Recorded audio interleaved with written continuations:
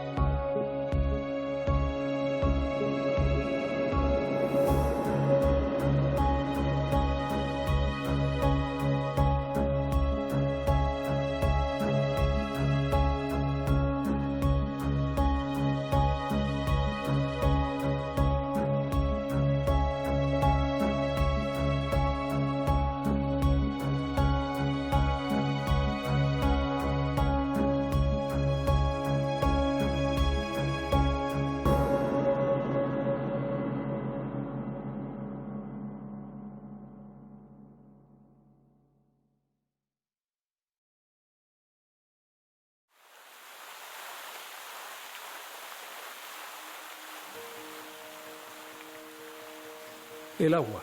Sin ella, el mundo no existiría tal y como lo conocemos. Sin ella, no podríamos sobrevivir.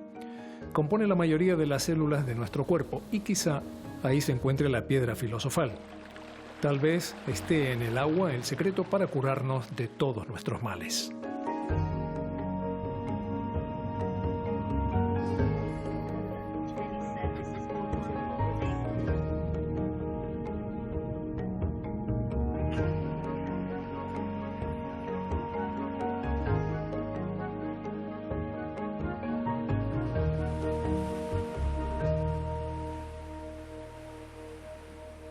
El Pozo de la Salud de Sabinosa, en la isla del Hierro, es hoy un reclamo turístico, pero de aquí, hace un siglo, salía el agua que calmaba muchos problemas de salud.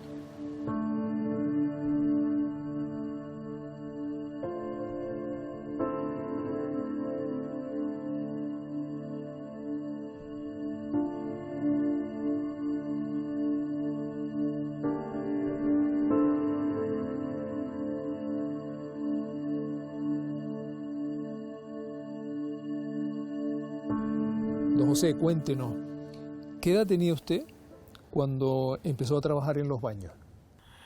Pues yo tenía 8 años cuando mi abuelo estaba ahí, con mi abuelo, 8 años. Su padre se marchó a Gran Canaria. A Gran Canaria. Y estuvo 2 años. Sí. Y en ese tiempo usted se quedó con su abuelo. Mi abuelo. Y usted, don José, tenía 8 años, ¿y cuál era su trabajo? Porque usted era un niño. ¿Cuál era su trabajo? ¿Usted qué hacía? Mi trabajo era, entonces, echarle leña al fuego. No había corriente, sino leña, era con leña que cocinamos el agua. Entonces yo era echarle leña al fuego para que tuviera el fuego ardiendo por los lados, todo, ¿no? Eran que habían abajo, en el horno, había unos tickets que allí para poner las latas, y ahí poníamos en los baños para calentar 2 latas de agua caliente para cada baño. ¿Venía mucha gente a los baños? Sí, viene aquí mucha gente. Esto aquí, esto era el Hospital del Hierro. En el Hierro no venía gente de vacaciones, turistas ni nada, que venía era la gente que al pozo. Porque el pozo era casi todo, era como si fuera el hospital, no había hospitales. Y la gente venía aquí, de todos los sitios del mundo venía gente aquí.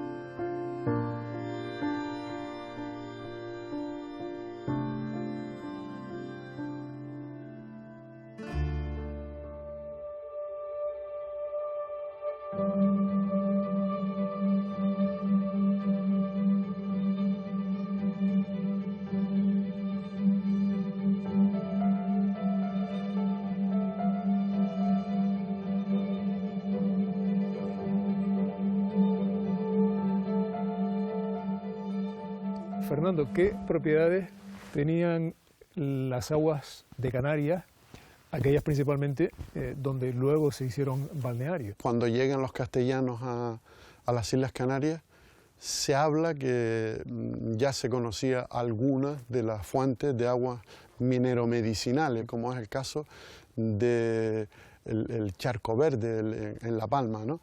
Y es a finales del siglo XIX y a mediados el conde de la Vega Grande viaja a Sabinosa en el año 1843 y conoce el agua de Sabinosa, se baña en ella, las toma y demuestra interés, coge una muestra de agua, la manda a París, a un laboratorio donde, por cierto, manda las aguas del balneario de Santa Catalina, de aquí donde estamos, de San Roque. El asunto es que un año después, él, con su generosidad, publica esos análisis y las recomendaciones, ¿no?, de esas 4 aguas que toma.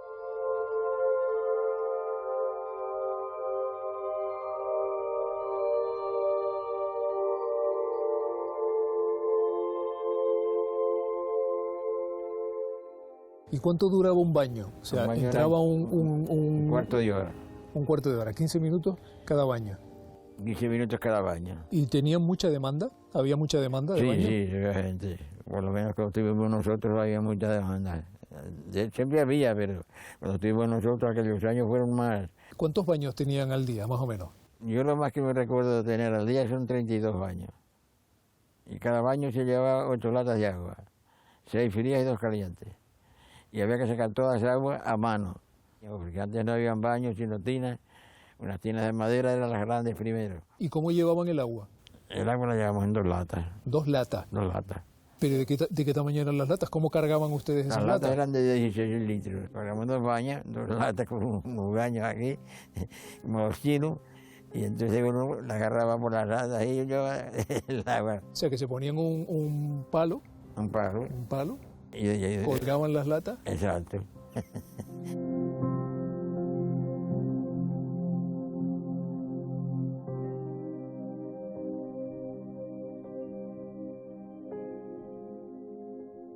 ¿Qué enfermedades o qué tipo de dolencias eran las que mejoraban tratándose con estas aguas? Enfermedades de la piel, enfermedades venéreas, sifilíticas, estomacales, artritismo, diurética, es decir, para una ayuda al riñón, estimulante de las secreciones gástricas, el estómago y biliar. Justamente tienes un análisis, un documento que es de 1915, si no me equivoco, sí. donde aparece un análisis pormenorizado de todas las aguas. Hombre, y alguna que otra recomendación curiosa también, ¿no? Sí, bueno, el asunto de estas aguas es que en 1913-14 mandan a Nueva York, y entonces esta señora Casarrosa, el Hotel Casarrosa Sabinosa, pues a sus clientes les daban una copia de esto. Y eso lo entregaban en el hotel como una garantía de las propiedades Pero claro, del agua. Pero esto a mí cuando llega a mis manos me queda asombrado en Nueva York. Entonces hace un análisis radioactivo, ahora que está de moda en la construcción, en la vivienda, en las aguas también, el radón, pero en aquella época analizaba los rayos alfa, beta y gamma. Y aquí luego hace unas recomendaciones, ya esto es dentro del hotel, ¿no? Dice, uso. Seguidamente, una vez se haya levantado, tomar en ayunas un vaso cada 5 minutos, paseándose de un lado a otro hasta que haga efectos como laxante. Luego seguir tomando hasta haber evacuado 6 o 7 veces. Esto es lo que conocemos actualmente como irse por las patas. A continuación tomará una taza de agua balba que previamente le tendrán preparada. Luego se meterá en el baño donde permanecerá unos 15 minutos a la temperatura de 40 a 47 grados centígrados. Le desafío a usted que aguante ese tiempo.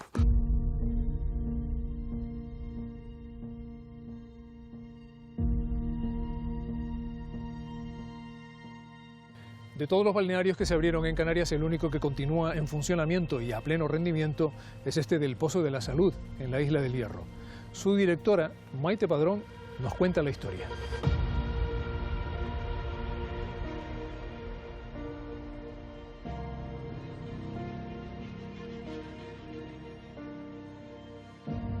Maite, llevas 25 años como directora de este hotel balneario en Sabinosa. Tú has entrado directamente en la historia de un hotel balneario que tiene muchísimo más tiempo, que tiene un recorrido, porque si no he entendido mal, aquí comenzó la historia del turismo de salud en Canarias. Efectivamente. Casi los herreños no se han dado cuenta, yo siempre lo digo, que no sabemos valorar realmente, porque lo tenemos muy cerca y si no nos lo dicen de fuera, a veces no valoramos el potencial que tiene el hierro, ¿no? Yo que lo he vivido desde muy pequeña, primero por mis abuelos, etcétera, todo el beneficio del agua del pozo, realmente en el balneario que estamos aquí, ha sido el promotor de turismo de salud en Canarias. Después de nosotros, sí ha habido más aguas mineromedicinales, pero que hasta el día de hoy se hayan usado con el fin terapéutico y que hayan tenido la idea de hacer el balneario para mantener esa importancia de las aguas, desde luego solo ha sido aquí. Posteriormente a nosotros han llegado otros centros alojativos que con la idea nuestra han podido subsistir hasta el día de hoy. ¿Y lo que queda? Y lo que queda.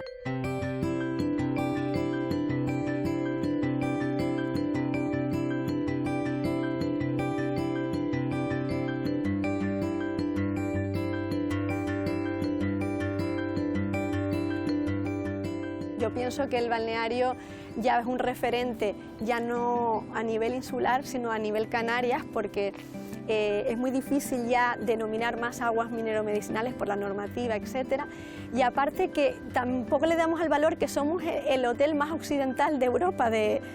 Siempre decimos que el Faro de Orchilla es el punto más occidental, pero toda la zona de aquí hacia allá está protegida, con lo cual no va a haber una construcción si no varía como la nuestra, y al final encuentras un sitio emblemático por muchos aspectos.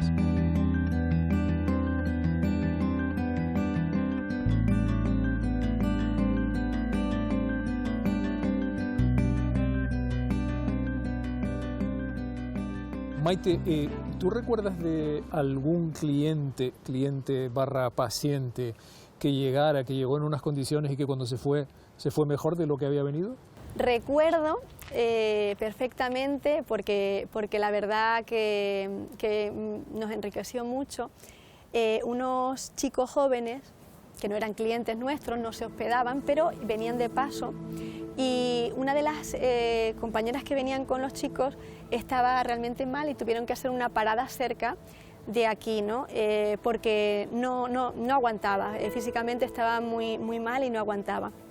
Cuando nos ponemos a hablar con ellos, pararon un ratito pues para ir al baño, tomar algo, y nos comentan, es que realmente se encuentra mal, y le preguntamos, ¿qué te pasa, no? Y nos empieza a contar y le decimos, pero has venido al sitio ideal.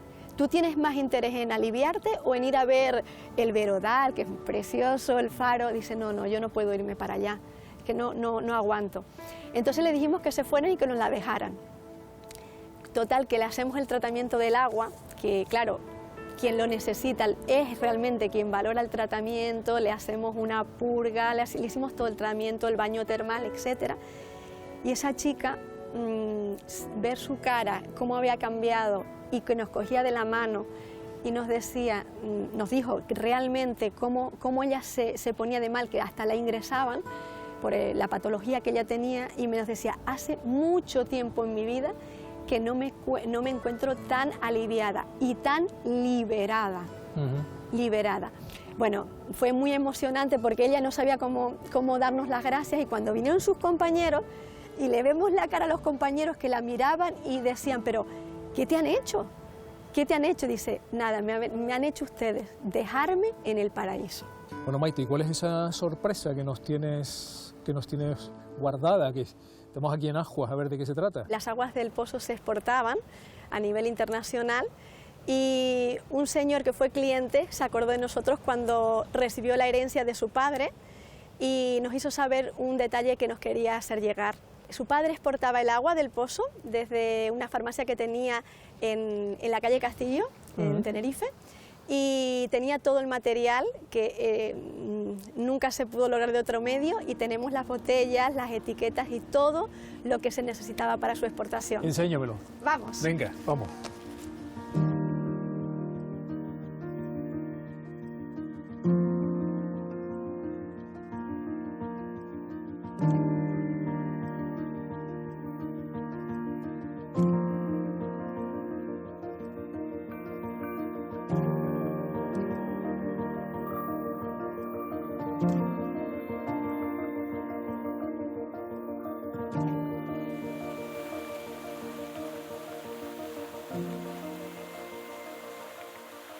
Canarias tiene ventajas para poder tener manantiales mineromedicinales. Y la ventaja que tiene es que es un territorio volcánico, por lo cual tiene un agua con gas natural que nos lo da el volcán, los volcanes. Eran aguas ferruginosas, aguas ricas en hierro. Esas aguas, tú veías el agua y de hecho ves el agua totalmente transparente en la botella tapada herméticamente. Desde el momento que, por ejemplo, el agua de Agaete, ¿no?, el agua de Berrazales, se abría la botella, esa agua entraba en contacto con el oxígeno del aire y ese hierro que estaba disuelto como hierro 2, en contacto con el oxígeno se transformaba en hierro 3 y precipitaban unas lamas de color naranjita de herrumbre. Y era un agua que cuando perdía el gas, ya el sabor que tenía era un sabor agua herrumbrienta. Eran aguas salinizadas, con bastante salinidad, aguas bicarbonatadas sódicas normalmente, con lo cual yo creo que muy buenas para la gente que tenía la tensión alta no debían ser. Las aguas de nuestros balnearios, estamos hablando de Azuaje, estamos hablando de Berrazales, eran, bueno, las aguas con gas que se han tomado en Gran Canaria, ¿no? Agua San Roque, agua de Firgas, agua de Teror, las de Teror que siguen funcionando.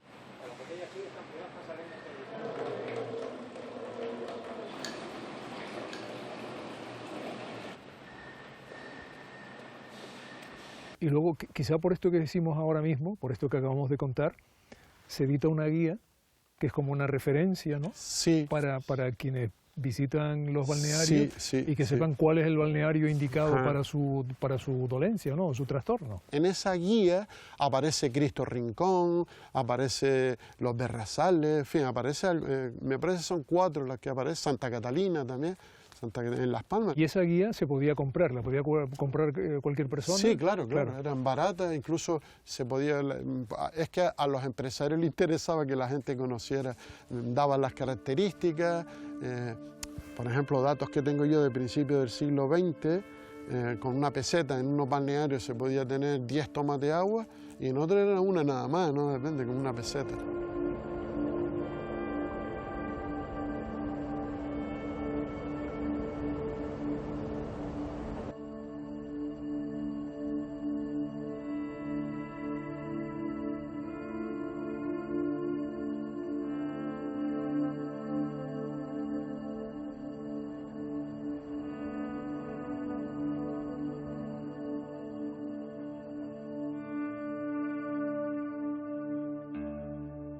José Luis, el Hotel de los Berrazales lo ideó tu abuelo, lo promocionó tu abuelo, pero él nunca lo vio terminado. ¿Fue así? Sí, efectivamente. Mi abuelo Juan Suárez venía de una familia de pastores de ganado que pastaban las montañas y en un momento dado él pensó que el agua de los Berrazales podría ser utilizada por la ciudadanía, por la gente, como elemento de salud fundamentalmente. Y entonces compró o arrendó una fuente que sacaba agua ferrosa, el agua ferrugienta que le decía aquí la gente. Y allí puso una instalación pequeña y empezó la explotación del hotel con 2 funciones principalmente. Una, la función de hotel de montaña, que servía para la gente disfrutar del paisaje, de la tranquilidad, del oxígeno puro y cosas de ese tipo, que en aquel tiempo a lo mejor no era tan necesario el oxígeno puro. Por eso digo, que estaba casi por todos lados, ¿no? Pero era la tranquilidad, la paz, el paisaje es impresionante. Y llegó el momento en el que pues el hotel estaba completamente ocupado por clientes que venían a disfrutar del hotel como maravilloso lugar de descanso, que ya es un elemento de salud extraordinario, y en segundo lugar como estupendo lugar para poder bañarse, bañarse en la bañera. La bañera era la misma bañera que conocimos nosotros en nuestras propias duchas, la gente mayor, los que no usábamos en aquel tiempo plato ducha. ¿Cómo sabe tu abuelo que aquellas aguas que venían de esa fuente de los Berrazales eran buenas para la salud? ¿Cómo lo descubre? Por experiencia. ¿Quién se lo dice? Por experiencia propia. Es decir, la gente estaba totalmente experimentada con el agua que tenían, ¿no? Mejoraban el estómago, funcionaba estupendamente con esa agua. Cuando te bañabas en el agua, la porosidad del agua, todo tu cuerpo, que todo el cuerpo está lleno de poros, todo eran burbujas del agua, quiere decir que estaba purificando completamente el cuerpo, por lo menos en la zona de la piel.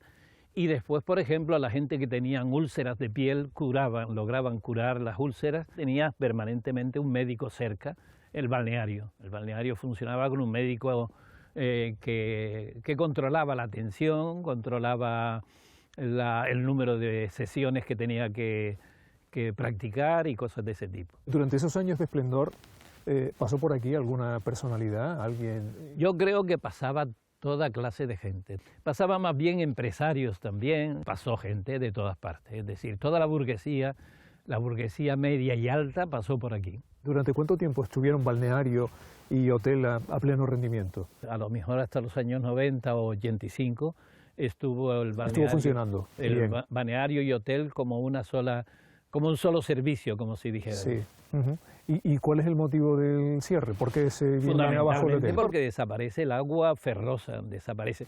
Que no desaparece totalmente, esta agua puede ser recuperada, es la hipótesis que todos los que estamos por aquí entendemos que existe.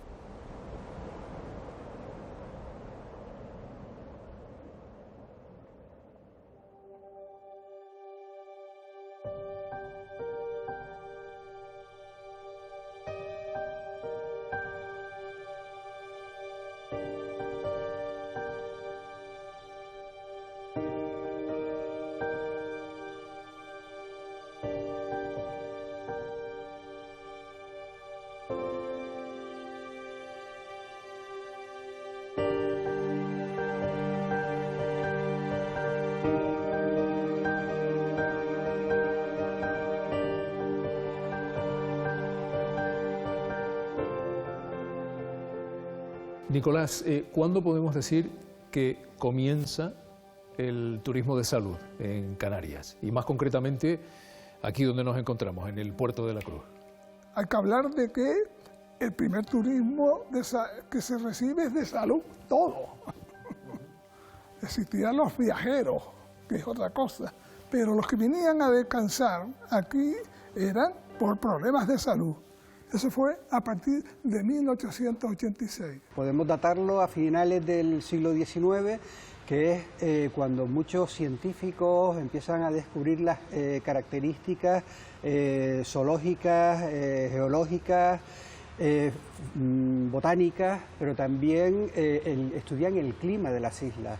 ¿Por qué? Porque estamos en un proceso en el que estaban produciendo una enorme contaminación y una gran cantidad de enfermedades de pulmonares, de piel, etcétera, ¿no?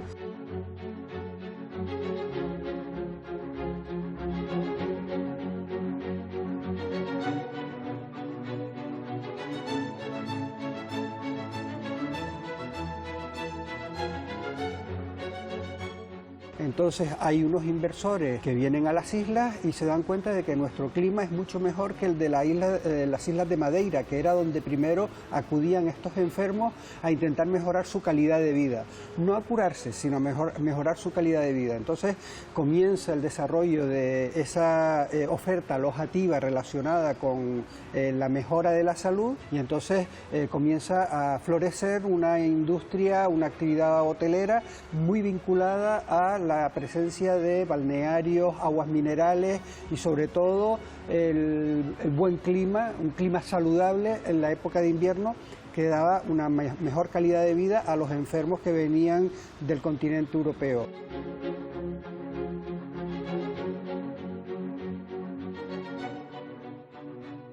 Esta casa en la que nos encontramos, que es hoy el Hotel Marquesa, ¿qué papel juega en toda esta historia del turismo de salud? El 11 de abril de 1886 se forma la Compañía de Sanatorio y de Hoteles del Valle de la Orotava.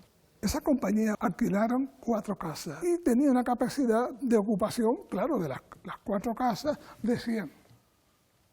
Ya podía recibir 100 turistas. Es el primer boom que existe en Canarias de turismo porque, claro, venían tanto. Eran largos viajes de una semana para estancias en hoteles que eran muy costosos y los tratamientos también eran costosos. O sea que estamos hablando de una clase media alta, la incipiente burguesía o la aristocracia de esos países. Pero luego sí que queda una huella de los visitantes, algunos de ellos ilustres. Por ejemplo, ¿quiénes pasaron por aquí? Desde luego uno de los turistas, porque enfermos, hay que tener en cuenta de que enfermos que vinieron al Hotel Taoro fue principalmente Agatha Christie, que se vino precisamente a curar de la enorme depresión que tenía. Lo vino a curar aquí. Vino a terminar una novela que tenía a mitad en Inglaterra y era incapaz de terminarla por problemas precisamente emocionales. Entonces se trajo su máquina de escribir y su secretaria. Y aquí sí la termina. Y aquí la termina. ¿Y por qué este turismo luego empieza a desvanecerse? Empieza a desvanecer. ¿Qué es lo que ocurre?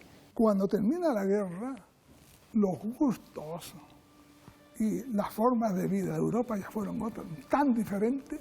Acaba la Segunda Guerra Mundial y entonces el trauma físico y mental de millones y millones de europeos es tremendo. Y empiezan a buscar una nueva forma de vida. Todo se había destruido, todas las estructuras, todos los sistemas sociales, y entonces empiezan a reconstruirse los países.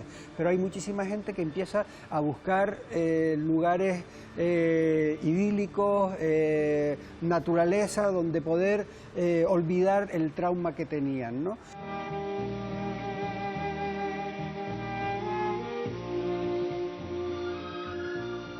Comenzando la segunda mitad del siglo XX, los turistas que en principio venían únicamente a tratarse con el agua de los balnearios de Canarias constituyen lo que hoy conocemos como turismo de playa. Un turismo al que se le ofrece como principal atractivo buen clima, relax y ocio. En una de esas visitas, el sueco Bengt Rylander decide crear en el sur de Tenerife un complejo turístico que fusione el servicio para ambos tipos de turistas. Es así como nace Vintersol.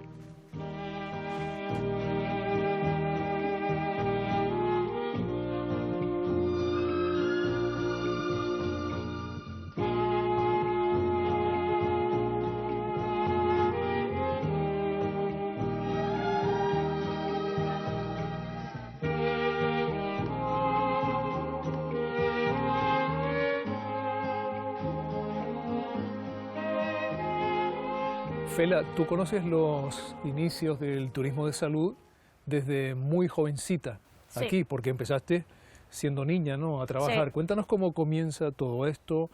Hay dos nombres de referencia aquí en el sur, que es la Casa Sueca, por un lado, luego Vintersol, que es la que nos encontramos. ¿Cómo empieza todo? Vinieron, si no me equivoco, en el 57. Vino don Benito, don Alfonso, don Carlos, al Hostal Reverón. Como las habitaciones eran pequeñas, llamaron a mi padre para que ampliaran, romper tabiques y hacer una habitación bastante grande. Y ahí mi padre conoció a don Benito, los conocí a todos, pero la amistad fuerte fue con don Benito.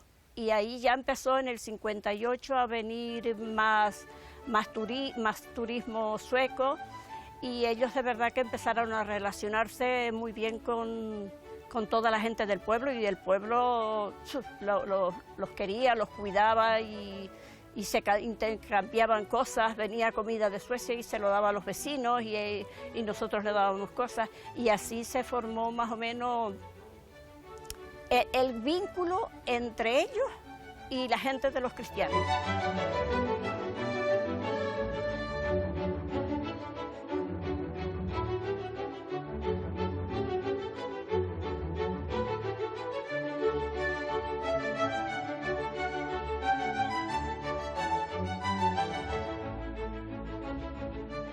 Para que empezar a trabajar, sueco. Después vino alemán, inglés y ese. Y esto se grandeció muy fuerte. Creció los cristianos un montón. Se fueron casando y después unos se iban, otros venían, otros se iban. Y entonces se unían los españoles con la sueca con los españoles. Entonces ya solo te quiero decir. Los suecos ayudaban mucho aquí a los que éramos de aquí de Canarias, ¿no? A los cristianos. Entonces ellos los pedían siempre, buscaban a nosotros, a la gente que ellos creían que era gente buena, que eran gente que los había ayudado a ayudar sin intereses ninguno. Fueron comprando y se hicieron con todos los cristianos, casi todos. Aquí el que estaba preparado se hizo rico, el que no se jodió. No, sí, es verdad. Aquí habíamos 4 pobres que salimos de la pobreza, pero habían 4 medios listos que se hicieron ricos millonarios. Ricos millonarios, Dios mío. Aquí los pobres, y los que éramos pobres, pobres quedamos. No nos llevó a tiempo de ser ricos.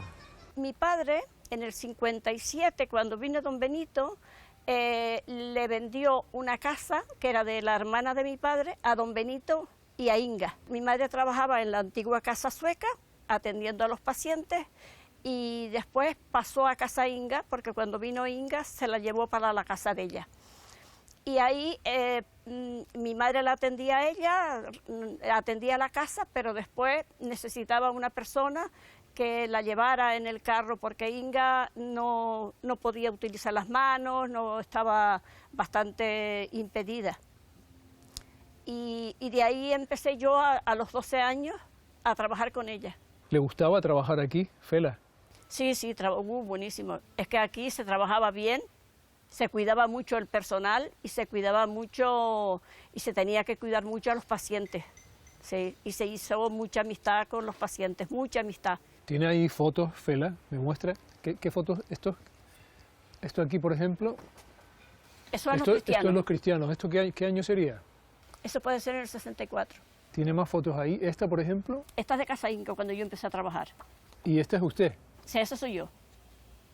¿Esta es Inga? Esa es Inga y ese es Benito. Y este es Benito. Sí. Los dos en silla de ruedas. Los dos en silla de ruedas. Mira, las manitas Inga no se podía mover, Inga estaba así. Después esto es el comedor de Wintershall. Sí. Y esta que está aquí, esta de aquí, este es el personal. Sí. Y esta soy yo. Ajá. Y esta también es. Y ahí está mi padre y mi madre. Que mis padres después, cuando Inga murió, se vinieron los dos a trabajar a Wintershall. Y estos son los primeros suecos. Los primeros que llegaron. Mira qué guapo era don Benito. Bueno, ellos fueran todos guapos, pero este era el chico que los ayudaba a ellos. ¿Quiénes están en la foto? Don Benito Rylander, Uh-huh. don Alfonso y don Carlos. Y 2 señoras de los cristianos.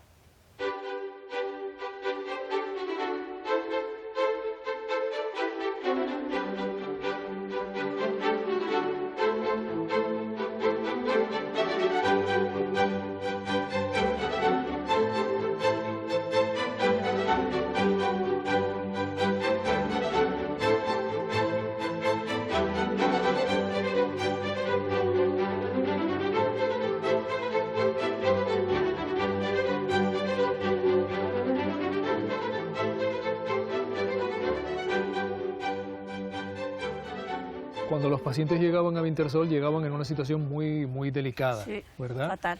Y aquí se someten a una serie de tratamientos. ¿En qué consistían los tratamientos? Se llevaban a la playa de los cristianos, los ponían en el mar, el que podía nadar nadaba, y después los sacaban de ahí y los enterraban en la arena caliente. Mucha gente venían inválidos con las manitas que no podían comer. Ellos estaban siempre así temblando los pobrecitos, y no podían caminar sino con muletas, con bastones, aquí en brazos, sillas de ruedas, que eso estaba lleno de sillas de ruedas aquí. Los bañaban en la playa, lo tenías media hora dentro del agua, los sacabas para afuera, lo atendían en la arena, se estaba allí un par de horas, la arena caliente y el sol que le pegaba.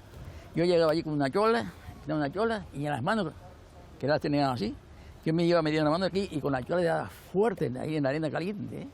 Y eso, cuando ellos decían, le dolió, ya tenía un hombre comiendo con la mano.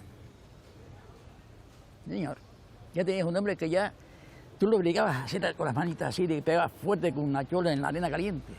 Y entonces ellos ya se movían y lloraban. De la alegría lloraban ellos, los pobrecitos, lloraban. Eso me acuerdo yo todo se me ocurría. Yo recuerdo que venían súper tristes y después vivían y salían todos encantados con, no sé si es con la mejoría que tenía, pero ellos estaban encantados.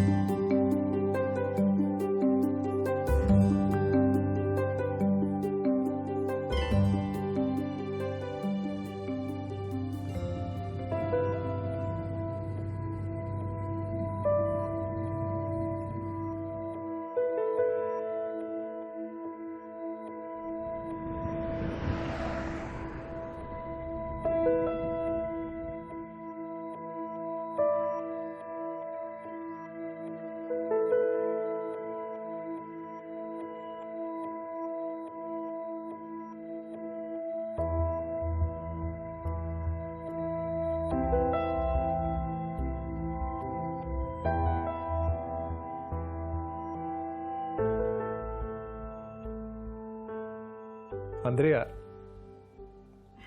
trabajas en Casa Hedy, pero Casa Hedy forma parte de tu propia vida personal. ¿Qué vínculo tienes tú con esta casa tan personal? Mi madre trabajó aquí 30 años, se jubiló. Yo trabajo aquí desde hace 18 años, mi hermana también. Casa Hedy se construyó encima de unos terrenos que mi padre le vendió a Hedy Astrup, que es la que fabricó Casa Hedy, que tenía esta idea de hacer un sitio para personas con movilidad reducida, que no hay casi no hay en el planeta, sitios así. Y entonces, pues es toda mi vida.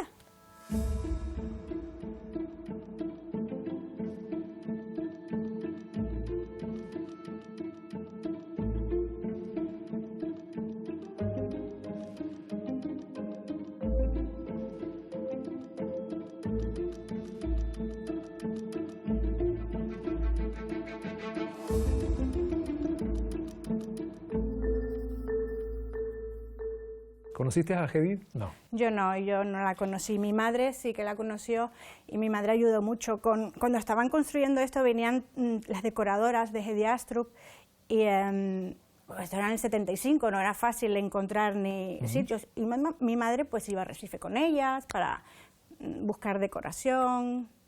Estaban en las cenas juntas cuando hablaban sobre el proyecto. Casa Hedy lo dibujó Per Bjørn Christensen, junto con mi padre. Los dos trabajaban juntos. Los dos vinieron desde Dinamarca a Lanzarote a buscarse la vida aquí y empezaron a hacer casas. Y llegó a oídos de uno de ellos, de Per Bjørn, hay una señora que está buscando un terreno para hacer un complejo grande. Ha mirado en Fuerteventura, ha estado mirando en varias partes de España y de Europa. Entonces ellos dijeron, pues vamos a Noruega a hablar con ella.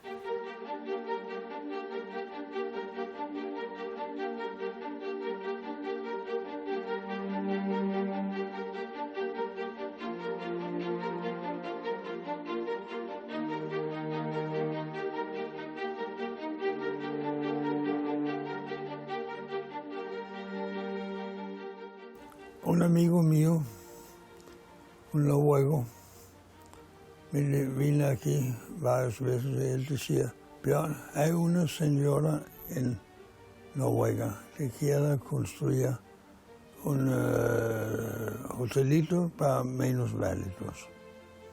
¿Por qué no vamos a Noruega y tú presentas algo a ella?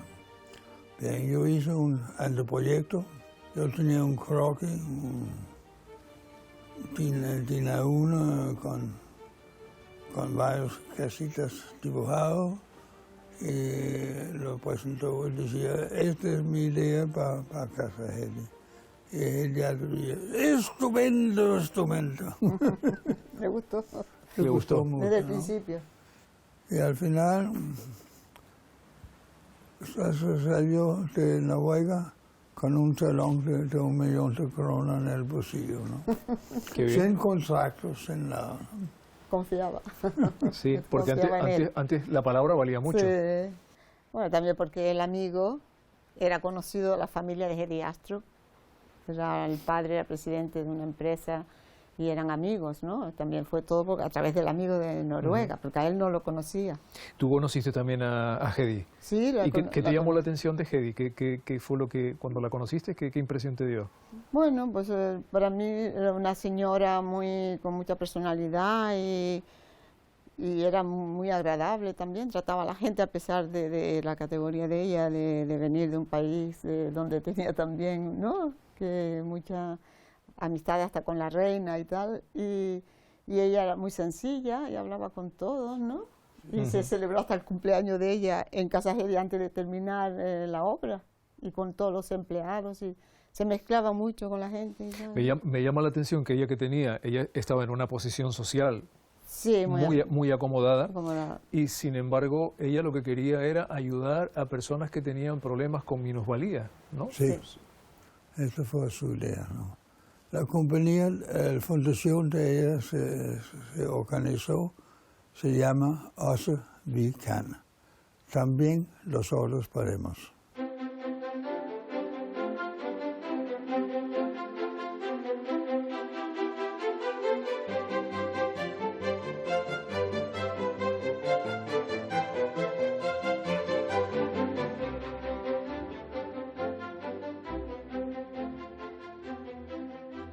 ¿Cuál fue el legado que dejó Hedy y qué queda de ese legado? O sea, ¿sigue vigente ese legado de Hedy? Sí, Hedy lo que quería era tener un sitio donde puedes venir con tu hijo en silla de ruedas, seguir tu rehabilitación que llevas allá, pues seguir haciéndola aquí, no perder eso, estar de vacaciones, poder estar con el resto de la familia, disfrutar de unas vacaciones, seguir con tu rehabilitación y que sea cómodo, que esté adaptado, que no tengan problemas de que pues la silla no pasa por aquí o hay muchas escaleras. Nosotros recogemos a nuestros clientes noruegos en el aeropuerto porque necesitan mucha ayuda. En el aeropuerto está el servicio de PMR, que es buenísimo, pero eso antes no existía. Sí, personas con movilidad reducida. Exactamente. Es un equipo que hay en el aeropuerto que ayuda a, bueno, si tu abuelita viene en silla de ruedas, pues ellos ayudan. Antes ese servicio no existía, cuando abrió Casas Hedy. Para nada. Los únicos, o sea, no había ni finger de los aviones o sea, los pasillos que se enchufan a los aviones, no existía.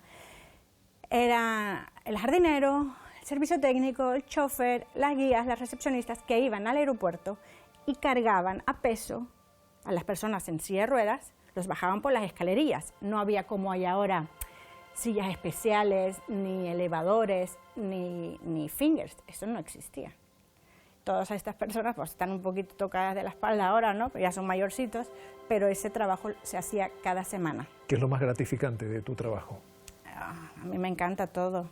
Me dan hasta ganas de llorar. Me gusta mucho ver a la gente feliz que puede estar en un sitio, porque es que es muy difícil para ciertas personas viajar y estar cómodos.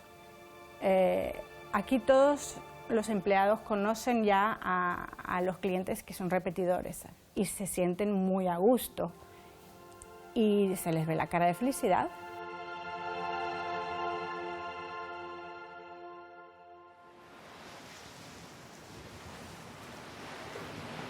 El turismo en Canarias experimentó todo tipo de cambios y llegó a atravesar incluso malos momentos a lo largo del siglo XX. Pero hay algo que nunca cambió y es que tanto por el clima como por las playas y los paisajes, el archipiélago sigue siendo una de las mejores opciones para unas vacaciones perfectas.